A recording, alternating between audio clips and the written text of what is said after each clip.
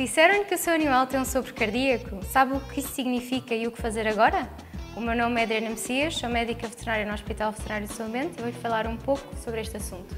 Um sopro cardíaco é uma alteração que se pode detectar quando auscultamos um animal e basicamente significa que existe turbulência na passagem do sangue dentro do coração. Quando isto acontece, deve marcar uma consulta de cardiologia para realizar uma ecocardiografia. Com este exame é possível ver o interior do coração, perceber o que está a provocar esta alteração e aferir a necessidade ou não de começar a medicação.